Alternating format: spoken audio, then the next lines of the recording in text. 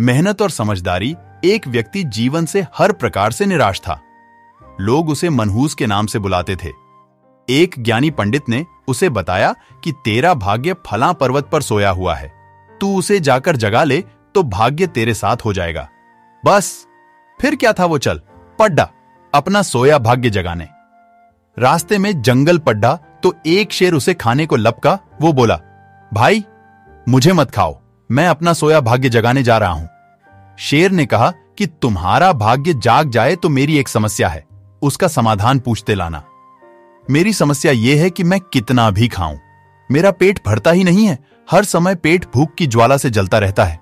मनहूस ने कहा, ठीक है। आगे जाने पर एक किसान के घर उसने रात बिताई। बातों बातों में पता चलने पर कि वो अपना सोया भाग्य जगाने जा रहा है, किसान ने कहा कि मेरा भी एक सवाल है, अपने भाग्य से पूछकर उसका समाधान लेते आना मेरे खेत में। मैं कितनी भी मेहनत कर लूं, पैदावार अच्छी होती ही नहीं। मेरी शादी योग्य एक कन्या है, उसका विवाह इन परिस्थितियों में मैं कैसे कर पाऊंगा। मनहूस बोला, ठीक है। और आगे जाने पर वो एक राजा के घर मेहमान बना। रात्रि भोज के उपरांत राजा ने यह जानने पर कि वो अपने भाग्य को जगाने जा रहा है, उससे कहा कि मेरी परेशानी का हल भी अपने भाग्य से पूछते आना। मेरी परेशानी यह है कि कितनी भी समझदारी से राज्य चलाऊं, मेरे राज्य में अराजकता का बोलबाला ही बना रहता है। मनहूस ने उससे भी कहा, ठीक है। अब वो पर्वत के पास पहुंच चुका था। वहां पर उसने अपने सोए भाग्य को झंझोड्डी आंचकर जगाया। उठो उठो, मैं तुम्हें जगाने आया हूं। उसके भाग्य ने एक अंगड़ाई ली और उसके साथ चल दिया।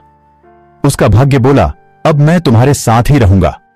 अब वो मनहूस न रह गया था, बल्कि भाग्यशाली व्यक्ति बन गया था और अपने भाग्य की बदौलत वो सारे सवालों के जवाब जानता था। वापसी यात्रा में वो उसी राजा का मेहमान बना और राजा की परेशानी का हल बताते हुए वो बोला, चूंकि तुम एक स्त्री हो और पुरुष वेश में रहकर राजकाज संभालती हो, इसीलिए राज्य में अराजकता का बोलबाला है। तुम किसी योग्य पुरुष के साथ विवाह कर लो, दोनों मिलकर राज्यभार संभालो तो तुम्हारे राज्य में शांति स्थापित हो जाएगी। रानी बोली, तुम ही मुझसे ब्याह कर लो और यहीं रह जाओ। भाग्यशाली बन चुका वो मनहूस इनकार करते हुए बोला, नहीं नहीं, मेरा तो भाग्य जाग चुका है, तुम किसी और से विवाह कर लो। तब रानी ने अपने मंत्री से विवाह किया और सुखपूर्वक राज्य चलाने लगी। कुछ दिन राजकीय मेहमान बनने के बाद उसने वहां से विदा ली। चलते चलते वो किसान के घर पहुंचा और उसके सवाल के जवाब में बताया कि तुम्हारे खेत में 7 कलश हीरे जवाहरात के गड्ढे हैं। उस खजाने को निकाल लेने पर तुम्हारी जमीन उपजाऊ हो जाएगी और उस धन से तुम अपनी बेटी का ब्याह भी धूमधाम से कर सकोगे। किसान ने अनुग्रहित होते हुए उससे कहा कि मैं तुम्हारा शुक्रगुजार हूं, तुम ही मेरी बेटी के साथ ब्याह कर लो। पर भाग्यशाली बन चुका वह व्यक्ति बोला कि नहीं नहीं, मेरा तो भाग्योदय हो चुका है, तुम कहीं और अपनी सुंदर कन्या का विवाह करो। किसान ने उचित वर देखकर अपनी कन्या का विवाह किया और सुखपूर्वक रहने लगा।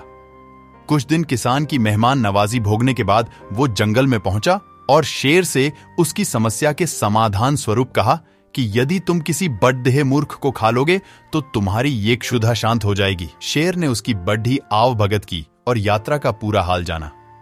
सारी बात पता चलने के बाद शेर ने कहा कि भाग्योदय होने के बाद इतने अच्छे और बड्ढे 2 मौके गंवाने वाले, ऐ इंसान, तुझसे बड्ढा मूर्ख और कौन होगा। तुझे खाकर ही मेरी भूख शांत होगी। और इस तरह वो इंसान शेर का शिकार बनकर मृत्यु को प्राप्त हुआ।